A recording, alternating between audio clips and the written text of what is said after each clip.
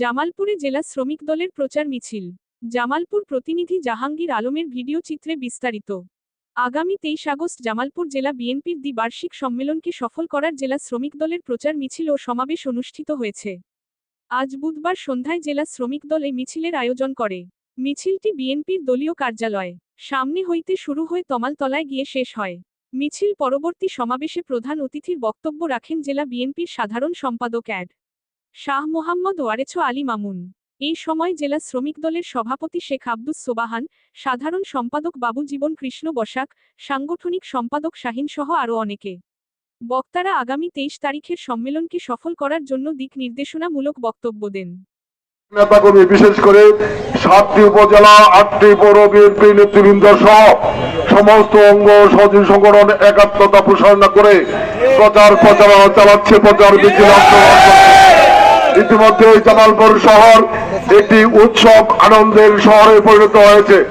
বিভিন্ন সাজসজ্জা নেতাকর্মীদের মধ্যে আনন্দ উল্লাসের মধ্য দিয়ে আমরা বিশ্বাস করি আগামী 23 আগস্ট জামালপুর জেলা বিএনপির দ্বিবার্ষিক সম্মেলন জামালপুরের ইতিহাসে একটি ঐতিহাসিক সফল।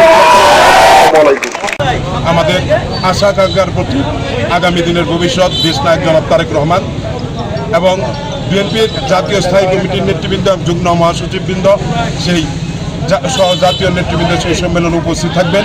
সেই সম্মেলনকে ঘিরে জামালপুর জেলাবাসীর মধ্যে উৎসাহ উদ্দীপনা কাজ করছে। উৎসবের শহরে পরিণত হয়েছে জামালপুর জেলা। এই জেলাতে আগামী দিনে যে নেতৃত্ব প্রতিষ্ঠা হবে সেই নেতৃত্ব সঠিক যোগ্যতা দিয়ে তাদের বিগত দিনে যেমন আন্দোলন সংগ্রামে দলীয় নেতাকর্মীদের সহ জামালপুরবাসীকে সম্পৃক্ত করতে পেরেছিলেন, আগামী দিনে যে জেলা বিএনপির সভাপতি জনাব ফরিদুল কবির তালুকদার শামীম, সাধারণ সম্পাদক অ্যাডভোকেট শাহ মোহাম্মদ ওয়ারেছ আলী মামুন ভাইয়ের নেতৃত্বে আমরা বিশ্বাস করি তারাই আগামী দিনে নেতৃত্বে আসবে। সেই বিশ্বাস থেকে বলছি তাদের নেতৃত্বে আমরা আগামী দিনে একটি সুখী সমৃদ্ধ জামালপুর জেলা উপহার দেব ইনশাল্লাহ।